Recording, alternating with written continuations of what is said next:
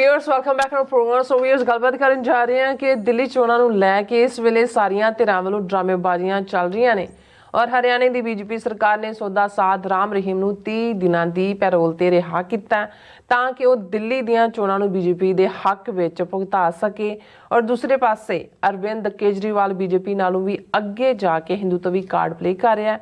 ਪੈਸਾ ਤੇ ਮੁਫਤ ਸਹੂਲਤਾਂ ਦੇ ਲਾਰੇ ਜਿਹੜੇ ਆ ਸਭ ਧਿਰਾਂ ਵੱਲੋਂ ਵੰਡੇ ਜਾ ਰਹੇ ਨੇ। ਸੋ ਇਸ ਬਾਰੇ ਆਪਾਂ ਗੱਲਬਾਤ ਕਰਨ ਜਾ ਰਹੇ ਹਾਂ ਔਰ ਨਾਲ ਜਿਹੜੇ ਤੁਹਾਡੇ ਲਾਈਵ ਮੈਸੇਜ ਨੇ ਉਹ ਵੀ ਆਪਾਂ ਸ਼ੇਅਰ ਕਰਾਂਗੇ। ਸੋ ਅਸੀਂ ਚਾਹਾਂਗੇ ਕਿ ਤੁਸੀਂ ਇਸੇ ਤਰ੍ਹਾਂ ਜੁੜੇ ਰਹਿਣਾ।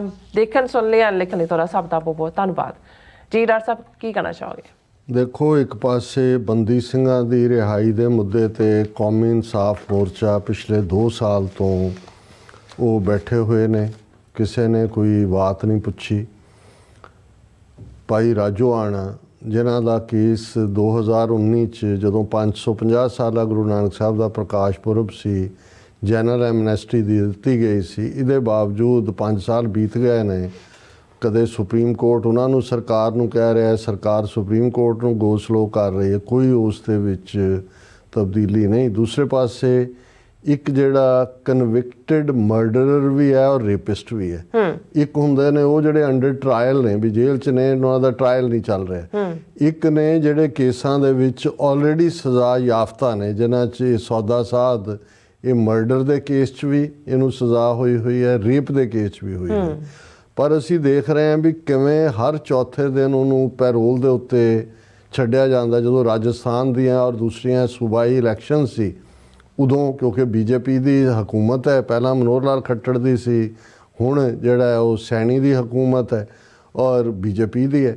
ਸੋ ਉਹਨਾਂ ਨੇ, ਕਿਉਂਕਿ ਇਹ ਵੋਟਾਂ ਜਿਹੜੀਆਂ ਨੇ ਉਹ ਆਪਣੇ ਹੱਕ 'ਚ ਭੁਗਤਾਣੀਆਂ ਹੁੰਦੀਆਂ, ਇਹਨੂੰ ਬਾਹਰ ਲਿਆ ਕੇ ਬਿਠਾਇਆ ਜਾਂਦਾ। ਹੁਣ ਦਿੱਲੀ ਦੀਆਂ ਵਿਧਾਨ ਸਭਾ ਦੀਆਂ ਚੋਣਾਂ ਹੋਣ ਜਾ ਰਹੀਆਂ ਨੇ।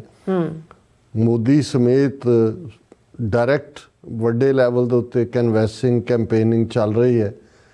ਕੇਜਰੀਵਾਲ ਤੇ ਬੀਜੇਪੀ ਦੋਨੋਂ ਆਪਣਾ ਹਿੰਦੂ ਕਾਰਡ ਟੂ ਦਾ ਐਕਸਟ੍ਰੀਮ ਖੇਡਣ ਤੇ ਲੱਗੇ ਹੋਏ ਨੇ।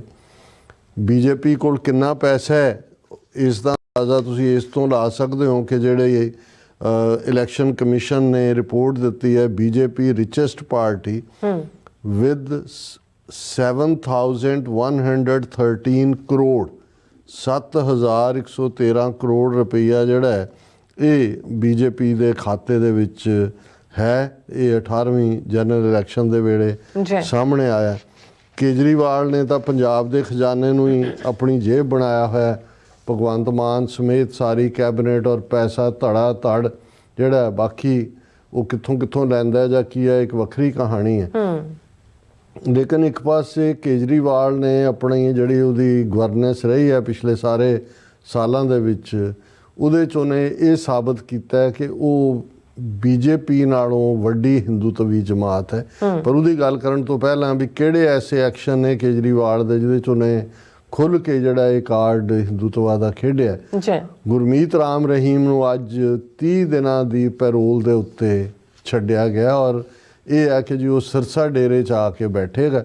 ਇਸ ਦੇ ਉੱਤੇ ਸਿੱਖਾਂ ਨੇ ਇਤਰਾਜ਼ ਕਰਨਾ ਸੀ, ਲੀਡਰਾਂ ਨੇ, ਹਰਸਿਮਰਤ ਬਾਦਲ ਦੀ ਸਟੇਟਮੈਂਟ ਹੈ ਦੂਜੇ ਤੀਜੇ, ਪਰ ਬੀਜੇਪੀ ਜਾਂ ਉਹਨਾਂ ਦਾ ਜਿਹੜਾ ਵਕੀਲ ਹੈ ਖੁਰਾਨਾ, ਉਹ ਕਹਿ ਰਿਹਾ ਜੀ ਇਹ ਤਾਂ ਜੇਲ੍ਹ ਦੇ ਨੇਮ ਦੇ ਥੱਲੇ ਆਇਆ, ਬਹੁਤ ਅੱਛਾ ਉਹਦਾ ਬਿਹੇਵ ਹੈ ਜੇਲ੍ਹ ਦੇ ਵਿੱਚ ਔਰ ਇਹ ਜਿਹੜੀ ਹੈ ਇਹ 30 ਦਿਨਾਂ ਦੀ ਪੈਰੋਲ ਉਹਨੂੰ ਦਿੱਤੀ ਗਈ ਹੈ, ਕਾਨੂੰਨ ਦੇ ਮੁਤਾਬਕ ਹੈ।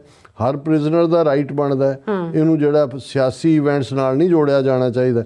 ਸੋ ਜ਼ਾਹਰ ਹੈ ਕਿ ਵੀ ਇਹਨਾਂ ਨੇ ਬੀਜੇਪੀ ਨੇ ਦਿੱਲੀ ਦੇ ਵਿੱਚ ਜਿਹੜਾ ਇਸ ਵਰਗ ਦੇ ਜਾਂ ਇਹਦਾ ਸਪੋਰਟ ਬੇਸ ਹੈ ਉਸ ਦੀਆਂ ਵੋਟਾਂ ਦੇ ਲਈ ਇਸਤੇਮਾਲ ਕਰਨ ਦੀ ਲਾਈਨ ਹੈ। ਪੈਸਾ ਵੰਡਿਆ ਹੀ ਜਾ ਰਿਹਾ, ਇਲਜ਼ਾਮਬਾਜ਼ੀਆਂ ਵੀ ਬਰਾਬਰ ਨੇ। ਉਹਨੇ ਕੇਜਰੀਵਾਲ ਨੇ ਕਿਹਾ ਕਿ ਜੀ ਇਹ ਜਿਹੜਾ ਯਮੁਨਾ ਦਾ ਪਾਣੀ ਉੱਥੋਂ ਹਰਿਆਣੇ 'ਚੋਂ ਆਉਂਦਾ ਹੈ, ਉਹਦੇ 'ਚ ਪਤਾ ਨਹੀਂ ਜ਼ਹਿਰ ਮਿਲਾ ਦਿੱਤਾ ਗਿਆ, ਜਾਂ ਉਹਨੇ ਕਿਹਾ ਕਿ ਵੀ ਉਹਦੇ 'ਚ ਫੈਕਟਰੀਆਂ, ਜਾਂ ਉਹਨੂੰ ਬੀਜੇਪੀ ਇਲੈਕਸ਼ਨ ਕਮਿਸ਼ਨ ਕੋਲ ਲੈ ਗਏ। ਇਲੈਕਸ਼ਨ ਕਮਿਸ਼ਨ ਨੇ ਟਾਈਮ ਦਿੱਤਾ ਜੀ 8 ਵਜੇ ਤੱਕ ਦੱਸ ਕਿ ਵੀ ਤੂੰ ਕਿਹੜਾ ਜ਼ਹਿਰ ਮਿਲਾਇਆ ਹਰਿਆਣੇ ਵਾਲਿਆਂ ਨੇ।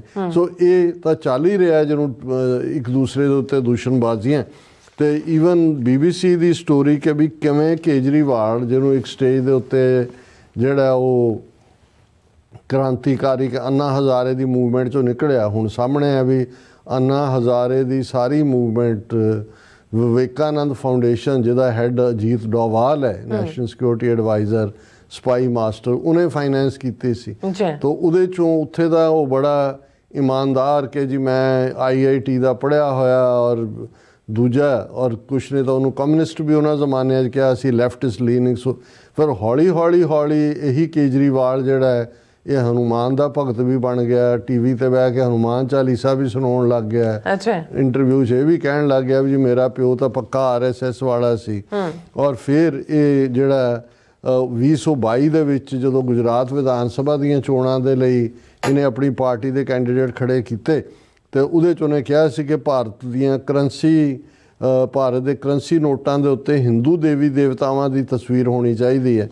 ਫਿਰ ਉਸਨੇ ਜਿਹੜਾ 2024 ਦੇ ਵਿੱਚ ਅਯੁੱਧਿਆ ਦੇ ਵਿੱਚ ਰਾਮ ਮੰਦਰ ਪ੍ਰਾਣ ਪ੍ਰਤਿਸ਼ਠਾ ਦਾ ਸੀ ਤਾਂ ਆਮ ਆਦਮੀ ਪਾਰਟੀ ਨੇ ਦਿੱਲੀ ਦੇ ਵਿੱਚ ਰਾਮਲੀਲਾ ਦਾ ਮੰਚਨ ਕੀਤਾ। ਫਿਰ ਜਿਹੜਾ ਵੱਡੇ ਜਿਹੜੇ ਇਹਨਾਂ ਦੇ ਨੇਤਾ ਜਾਂ ਦੂਜੇ ਨੇ ਭੰਡਾਰੇ, ਪ੍ਰਸ਼ਾਦ ਵਿਤਰਨ, ਸ਼ੋਭਾ ਯਾਤਰਾਵਾਂ ਨੂੰ ਸਰਕਾਰੀ ਖਰਚੇ ਦੇ ਉੱਤੇ ਉਹਨਾਂ ਨੂੰ ਫਾਈਨੈਂਸ ਕਰਦੇ ਨੇ। ਔਰ ਕੁਛ ਦਿਨ ਬਾਅਦ ਉਹਦੇ ਪ੍ਰਾਣ ਪ੍ਰਤਿਸ਼ਠਾ ਦੇ ਅਰਵਿੰਦ ਕੇਜਰੀਵਾਲ ਆਪਣੇ ਟੱਬਰ ਨਾਲ ਅਯੁੱਧਿਆ ਦੇ ਰਾਮ ਮੰਦਰ ਦਰਸ਼ਨਾਂ ਲਈ ਵੀ ਗਏ। ਔਰ ਜਦੋਂ ਕਿ ਆਪੋਜੀਸ਼ਨ ਪਾਰਟੀਆਂ ਨੇ ਇੱਕ ਦੂਰੀ ਬਣਾ ਕੇ ਰੱਖੀ, ਫਿਰ ਉਹਨਾਂ ਨੇ ਪਿਛਲੇ ਦਿਨਾਂ 'ਚ ਕਿਹਾ ਕਿ ਜਿਹੜੀ ਰਾਮ ਰਾਜ ਦੇ ਵਿੱਚ 10 ਸਿਧਾਂਤ ਸੀ ਮੇਰੀ ਸਰਕਾਰ ਉਹਦਾ ਪਾਲਣ ਕਰਦੀ ਹੈ। ਫਿਰ ਉਹਨੇ ਕਿਹਾ ਕਿ ਜੀ ਇਹ ਇੰਨੀ ਬਜ਼ੁਰਗ ਉਮਰ ਦੇ ਜਿਹੜੇ ਨੇ ਉਹਨਾਂ ਨੂੰ ਅਸੀਂ ਫ੍ਰੀ ਤੀਰਥ ਯਾਤਰਾ ਕਰਵਾਵਾਂਗੇ, ਉਹ ਪੂਰਾ ਲੈ ਕੇ ਹਰਿਦੁਆਰ ਤੇ ਦੂਜਾ ਜਾਂਦਾ ਹੈ। ਔਰ ਈਵਨ ਹੁਣ ਉਹਨੇ ਇਹ ਕਿਹਾ ਸੀ ਕਿ ਜੀ ਜਿਹੜੇ ਮੰਦਰਾਂ ਦੇ ਪੁਜਾਰੀ ਤੇ ਗ੍ਰੰਥੀ ਨੇ ਉਹਨਾਂ ਨੂੰ 18,000 ਰੁਪਈਆ ਦਿੱਤਾ ਜਾਏਗਾ। ਸੋ ਤੁਸੀਂ ਜੇ ਕੁੱਲ ਮਿਲਾ ਕੇ ਦੇਖੋ, ਵੈਸੇ ਇਹ ਪੰਜਾਬ ਦੀ ਬਹੁਤ ਵੱਡੀ ਬਦਕਿਸਮਤੀ ਹੈ ਕਿ ਜਦੋਂ ਪੰਜਾਬ ਕਾਂਗਰਸ ਔਰ ਅਕਾਲੀ ਬਾਦਲ ਦਲ ਇਹਨਾਂ ਦੋਨਾਂ ਤੋਂ ਛੁਟਕਾਰਾ ਪਾਉਣ ਲਈ ਤਿਆਰ ਸੀ, ਲੋਕ ਸਤੇ ਹੋਏ ਸੀ ਕਿ ਜੀ ਇਹਨਾਂ ਨਾਲੋਂ ਭਾਵੇਂ ਕਾਲਾ ਚੋਰ ਆ ਜਾਏ। ਬਦਕਿਸਮਤੀ ਇਹ ਕਿ ਉਸ ਸਪੇਸ ਨੂੰ ਨਾ ਕਿਸਾਨ ਜਥੇਬੰਦੀਆਂ, ਉਹ ਵੀ ਰਾਜੇਵਾਲ ਵਰਗਿਆਂ ਨੇ ਜਿਸ ਕਿਸਮ ਦੀ ਗਦਾਰੀ ਕੀਤੀ, ਨਾ ਪੰਥਕ ਧਿਰਾਂ, ਅਕਾਲੀਆਂ ਦਾ ਤਾਂ ਬੇੜਾ ਗਰਕ ਹੋਇਆ ਹੀ ਹੋਇਆ ਸੀ। ਤੇ ਉਹਦਾ ਨਤੀਜਾ ਇਹ ਕਾਲਾ ਚੋਰ 92 ਸੀਟਾਂ ਲੈ ਕੇ ਪੰਜਾਬ 'ਚ ਆ ਕੇ ਬਹਿ ਗਿਆ। ਔਰ ਅੱਜ ਜਿਵੇਂ ਅੱਖਾਂ ਬੰਦ ਕਰਕੇ ਪੰਜਾਬ ਦੀਆਂ ਇਹ ਸਾਰੀਆਂ ਹੀ ਭਗਵੰਤ ਮਾਨ ਤੋਂ ਲੈ ਕੇ ਸਭ ਲੱਗੇ ਹੋਏ ਨੇ ਕੇਜਰੀਵਾਲ। ਇੱਕ ਪਾਸੇ BJP ਨੂੰ ਅਸੀਂ ਕਹਿੰਦੇ ਹਾਂ ਜੀ RSS ਹਿੰਦੂਤਵਾ, ਹਿੰਦੂ ਰਾਸ਼ਟਰ, ਕੇਜਰੀਵਾਲ ਇਹਨਾਂ ਦਾ ਵੀ ਪਿਓ ਹੈ। ਔਰ ਅਸੀਂ ਤਾਂ ਵੈਰੀ ਬਿਗਨਿੰਗ 'ਚ ਕਿਹਾ ਸੀ ਵੀ ਇਹ RSS ਦੀ B ਟੀਮ ਹੈ। ਤੇ ਹੁਣ ਇੱਕ ਪਾਸੇ ਰਾਮ ਰਹੀਮ ਆ ਗਿਆ, ਇੱਕ ਪਾਸੇ ਕੇਜਰੀਵਾਲ ਦਾ ਹਿੰਦੂਤਵ ਹੈ, ਤੇ ਤੁਸੀਂ ਬਾਹਰ ਬੈਠੇ ਜਿਹੜਾ ਉਹ ਤਮਾਸ਼ਾ ਦੇਖੋ। ਬਿਲਕੁਲ ਡਾਕਟਰ ਸਾਹਿਬ, ਤੁਹਾਡਾ ਬਹੁਤ ਬਹੁਤ ਧੰਨਵਾਦ। ਸੋ ਹੁਣ ਆਪਾਂ ਜਿਹੜੇ ਵਿਊਜ਼ ਮੈਸੇਜ ਜਾ ਰਹੇ ਹਾਂ, ਸਭ ਦਾ ਬਹੁਤ ਬਹੁਤ ਸ਼ੁਕਰੀਆ ਅਦਾ ਕਰਦੇ ਹਾਂ। ਸੋਹਣ ਮਾਲ ਜੀ ਸਾਡੇ ਪਹਿਲੇ ਵਿਊਅਰ ਨੇ ਔਰ ਸਾਨੂੰ ਫਤਿਹ ਬੁਲਾਉਂਦੇ ਨੇ। ਵਾਹਿਗੁਰੂ ਜੀ ਕਾ ਖਾਲਸਾ, ਵਾਹਿਗੁਰੂ ਜੀ ਕੀ ਫਤਿਹ। ਨਿਹੰਗ ਸਿੰਘ ਜੀ ਵੀ ਔਰ ਸਿੰਘ ਗਰਚਾ ਜੀ, ਇੰਦਰਜੀਤ ਸਿੰਘ ਜੀ, ਫਿਰ ਇਸੇ ਤਰ੍ਹਾਂ ਸਿੰਘ ਗਰਚਾ, ਗੁਰਮੁਖ ਸਿੰਘ ਗੁਰਮੁਖ, ਰਾਜਬਿੰਦਰ ਜੀ ਔਰ ਪਰਮਿੰਦਰ ਜੀ, ਫਿਰ ਇਸੇ ਤਰ੍ਹਾਂ ਪੰਗੂ ਸਾਹਿਬ ਜੀ, ਫਿਰ ਕਿਰਪਾਲ S ਜੀ, ਇਹ ਸਭ ਸਾਨੂੰ ਫਤਿਹ ਬੁਲਾਉਂਦੇ ਨੇ। ਔਰ ਕਿਰਪਾਲ S ਲਿਖਦੇ ਨੇ, ਖਾਲਸਾ ਰਾਜ ਦੁਨੀਆ ਦੇ ਲੋਕਤੰਤਰ ਦੀ ਨੀਂਹ ਹੈ, ਖਾਲਸਾ ਹੀ ਗੁਰੂ ਦਾ ਸਾਂਝਾ ਅੰਮ੍ਰਿਤ ਸਰੋਵਰ ਹੈ, ਖਾਲਸਾ ਹੀ ਹਰ ਬੰਧਨ ਤੇ ਗੁਲਾਮੀ ਤੋਂ ਮੁਕਤੀ ਦਿੰਦਾ ਹੈ, ਔਰ ਖਾਲਸਾ ਹੀ ਮਨੁੱਖਾ ਜੀਵਨ ਦਾ ਆਧਾਰ ਹੈ, ਖਾਲਸਾ ਹੀ ਜੀਵਨ ਦੀ ਆਜ਼ਾਦੀ ਦਾ ਪਹਿਲਾ ਤੇ ਆਖਰੀ ਸੱਚ ਹੈ।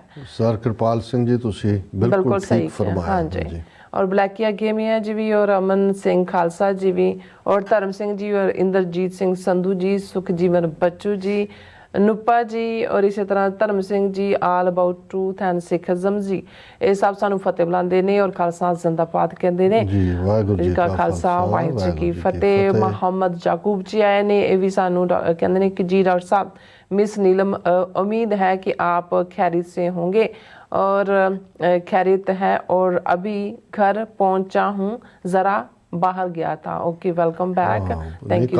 कल तुसी नहीं आए ते ਅਸੀਂ ਮਿਸ ਕੀਤਾ ਫਿਕਰਮੰਦੀ ਹੋਈ ਕਿ ਭਾਈ ਤੁਸੀਂ ਠੀਕ ਠਾਕ ਹੋ। ਹਾਂਜੀ ਬਿਲਕੁਲ। ਫਿਰ ਇਸੇ ਤਰ੍ਹਾਂ ਸੁਰਜੀਤ ਕੌਰ ਜੀ, ਫਿਰ ਜਸਵਿੰਦਰ ਗਿੱਲ जी, फिर मोहम्मद याकूब जी कहते हैं यकीन करें डॉक्टर साहब, आज भी न्यूयॉर्क के बड़े छोटे गुरुद्वारा में इंडिया के एजेंट तशरीफ़ लाते हैं, जैसे आप लाते हैं। हाँ जी, तो आप समझ ही गए हैं मेरा इशारा किधर है।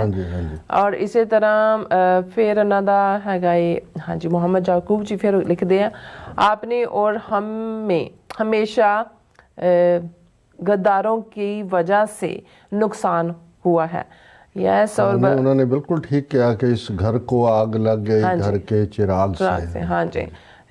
और फिर अगू है बलियार सिंह कंग जी, और फिर इसी तरह हैप्पी यूट्यूबर जी, और गुरजीत सिंह जी, और रंधावा जी, कुलदीप सिंह जी, और सुखदेव सिंह जी, मनप्रीत सिंह ढिल्लों जी, जरनैल सिंह गरेवाल जी, शिंदर कौर जी, और फिर इसी तरह मोहम्मद याकूब जी कहते Modi is coming here very soon to meet president Trump.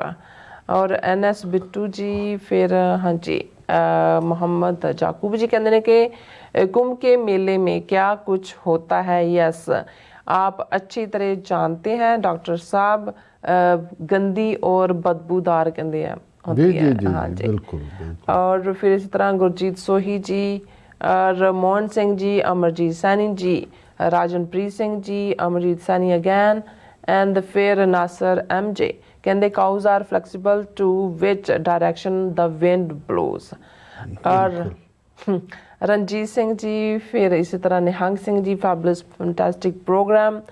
और कौर शरणजीत जी कहते राजनीति नाच नचावे भैया भैया। कुलदीप कौर जी सब का बहुत बहुत शुक्रिया। सो इस तरह अपने व्यूअर्स को लेने इजाजत। व्यूअर्स साढ़े प्रोग्राम का समा इत्थे मुकदा। तुसीं अपना राय ते सुझाव सानू भेजना ना भुलना साढ़े इस पते ते SOS@TV ते असीं अपना प्रोग्राम लैके फिर दोबारा तुहाडे रूबरू होवांगे। तद तक ले मैनू ते अपना सुना गया दो। देखते रहो TV84 बुला दिओ फतेह। वाहिगुरू जी का खालसा वाहिगुरू जी की फतेह। रब राखा।